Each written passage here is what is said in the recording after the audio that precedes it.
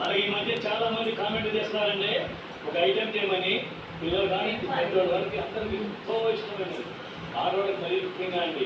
మన బజార్లో ఆటోలు వెళ్ళినా కార్లు వెళ్ళినా రోడ్డు పక్కన నుంచి అడ్డో ఇంకో ఎన్నో బాగుంటుంటారమ్మా. ఏదో గెస్ట్ చేస్తారా? పానీపూరి. పానీపూరి ఈరోజు నేను పానీపూరి చేస్తున్నాను. వీళ్ళందరికీ ఎంతో ఇష్టమైనది. సింపుల్గా మీ అందరూ ఇంట్లో చూస్తున్న విధంగా ఈ ఐటమ్ ఇది ఇష్టం లేదని అనేవాడు మాత్రం ఉంటారు. అవునా కదా? అందుకే మీకు ఈరోజు సింపుల్గా పానీపూరి ఎలా చేయాలో చేసి చూపిస్తాను. టేస్ట్గా ఉండేట్టుగా మీరు చేసుకోండి, ఆస్వాదిస్తూ తినండి. బాబా గారు కామెంట్ పెట్టండి. ఓకే, ఆలోచనకు మొదలు పెట్టేద్దాం. ముందుగా మనం పానీపూరి స్టఫ్ కోసం 4 బంగాళదుంపలు ఉడకబెట్టుకుందాం.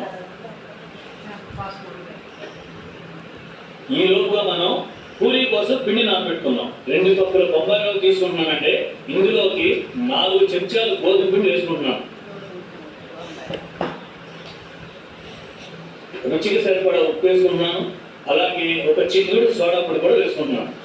ఇది ఒక్కసారి చేతితో కలుపుకొని కొంచెం కొంచెం నీళ్లు పోసుకుంటూ మరీ గట్టిగా కాకుండా మరీ లూజ్గా కాకుండా సాఫ్ట్గా ఉండేట్టుగా కలుపుకొని ఒక పావు గంట 20 నిమిషాల సేపు పక్కన పెట్టుకుంటాం.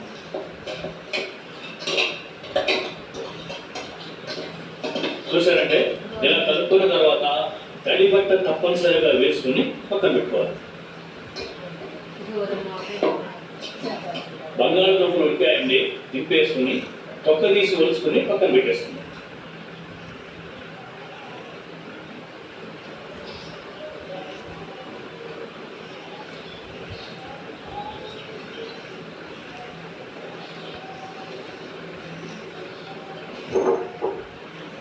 బంగాళదుంపలు తొక్క తీసాం కదండి. నెక్స్ట్ ప్రాసెస్ తెల్ల బఠానీ ఉడకబెట్టుకోవాలన్నమాట. ఇది 4 గంటల సేపు నానబెట్టిన 1 కప్పు తెల్ల బఠానీ అంటే దీన్ని పొయ్యి పెట్టి మెత్తగా అయ్యే వరకు ఉడకబెట్టుకుందాం.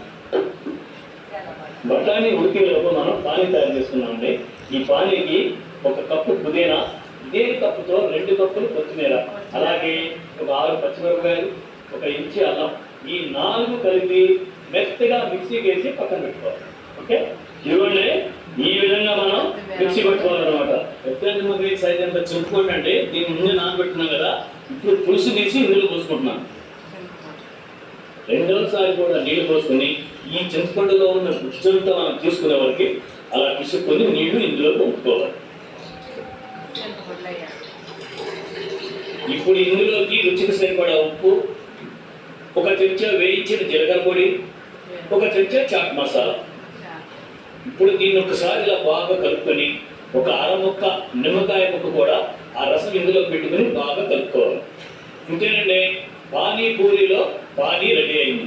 మీరు ఇంట్లోనే చేసుకుంటున్నారు కాబట్టి మీ చిక్కదనానికి సరిపడా నీళ్లు పోసుకుని ఆ నీళ్ళకి సరిపడా ఉప్పు కూడా వేసుకొని ఒకసారి టేస్ట్ చూసుకుని పక్కన పెట్టేసుకోండి. నేనైతే 2 ఉల్లిపాయలు సన్నగా పోసుకుని పక్కన పెట్టుకున్నానంటే ఉల్లిపాయలు కొత్తిమీర మీ ఇష్టం అండి, మీరు ఎంతైనా పోసుకోవచ్చు, మీకు కావాల్సినంత పోసుకొని పక్కన పెట్టుకోవచ్చు. కాకపోతే సన్నగా పోసుకోండి. పానీపూరి స్టఫ్లో కానీ లాస్ట్లో నంచుకోవడానికి కానీ ఈ ఉల్లిపాయ కొత్తిమీర బాగా పనికొస్తాండి. అందుకే దీన్ని ఈ విధంగా సన్నగా పోసి పక్కన పెట్టేసుకున్నాం. బఠానీ ఉల్లిపాయ ఉంటాయండి, చూద్దాం.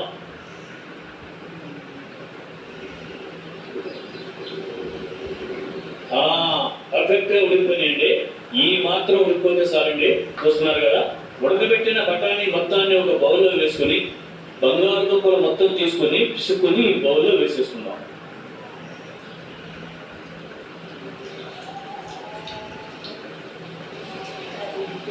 ఇందులో కాస్త కొత్తిమీర వేసుకొని 1 చెంచా బిర్యానీ పొడి, 1 చెంచా ధనియాల పొడి, 1 చెంచా చాట్ మసాలా, 1 చెంచా కారం, రుచికి సరిపడా ఉప్పు కూడా వేసుకుని ఇదంతా బాగా కలుపుకోవాలండి. మరీ మెత్తగా పిసకూడదండి. బఠానీ బంగాళదుంప నవిలేటప్పుడు పట్టి కింద పట్టి చాలా బాగుంటుంది అనమాట. పానీపూరి స్టఫ్ రెడీ అయిందండి. ఇప్పుడు పూరీలు వేసేసుకుందాం. ఈ పిండిని 2-3 సార్లు బాగా మాలిష్ చేసుకోవాలండి.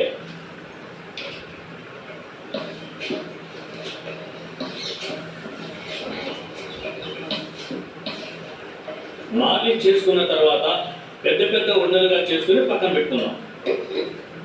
చేసుకున్న ఉండలన్నింటినీ ఒక గిన్నెలో వేసుకుని తప్పకుండా వెంటనే తడిగుడ్డ దానిపైన కప్పుకోవాలి. ఇప్పుడు చౌక ఉండని తీసుకుని చపాతీ లాగా బాగా పెద్దగా ఒక షీట్ లెక్క తయారు చేసుకోవాలి.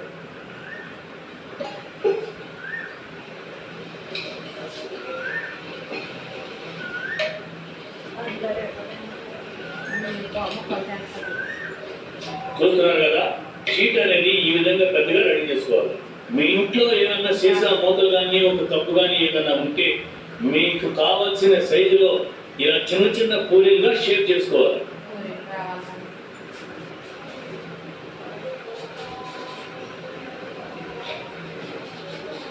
చూస్తున్నారు కదా, ఈ విధంగా చేసుకుని మిగిలిన పిండి అంతా తీసుకుని వంట చేసుకుని పక్కన పెట్టుకోవాలి.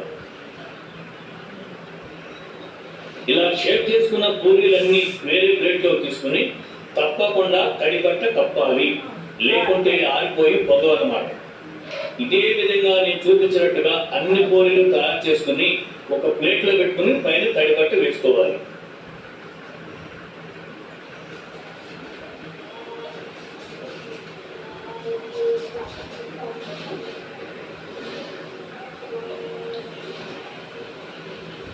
పూరీ షీట్లు రెడీ చేసుకోవడం అయిపోయిందండి. ఇప్పుడు పొయ్యి దగ్గరికి వెళ్ళిపోవాలి.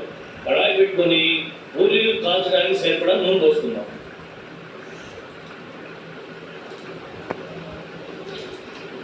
నూనె బాగా వేడెక్కిన తర్వాతే ఒక్కొక్కటిగా పూరీలు వేసుకుందాం అండి. పూరీ వేసిన తర్వాత ఆ పూరీ పైన ఇలా నొక్కితేనే చక్కగా పూరీ బాగా పొంగుతుంది అన్నమాట.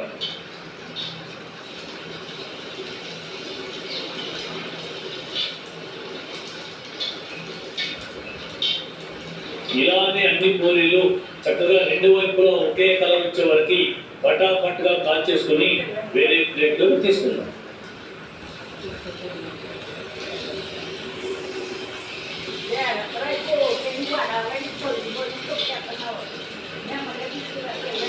ఈ పానీపూరి చేసుకోవడానికి చాలా ఓపిక కావాలండి. అన్ని దగ్గర పెట్టుకుని ఓపికతో పటాపట్ ఇదే విధంగా చేసుకోవాలంటే మనం ఎంత టేస్ట్గా ఉందని చెప్పి బాగా తింటామో దాని వెనక కూడా ఇంత శ్రమ ఉంటుంది. దీని మొత్తానికి చేసుకునేటప్పుడు చాలా ఓర్పు కావాలి. ఓకే, ఇలాగే ఒక్కొక్కటిగా పూరీలన్నీ ధనార్థం కాల్చేసుకుని ఒక ప్లేట్లో తీసేసుకుందాం.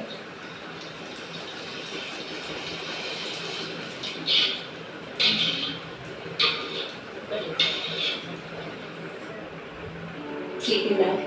Check. Watch? Check. Listen, you take care, okay? No, you take care. It's your trek. Trekking at this age? Of course I can.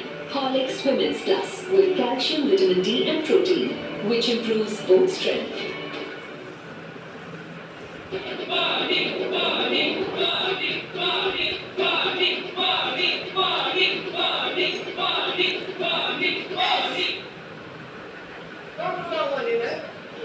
That's right.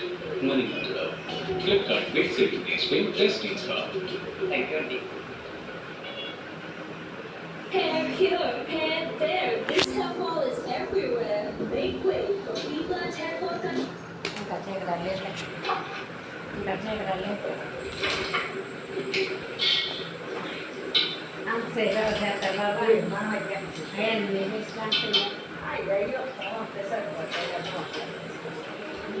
అయిపోయిందండి పూరీలు కాల్చడం.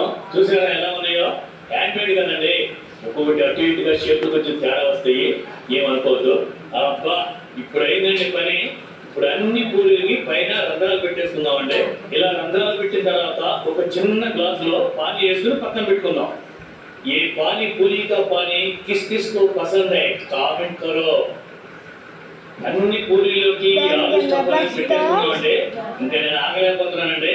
ఉల్లిపాయలు కూడా పెట్టేసుకుని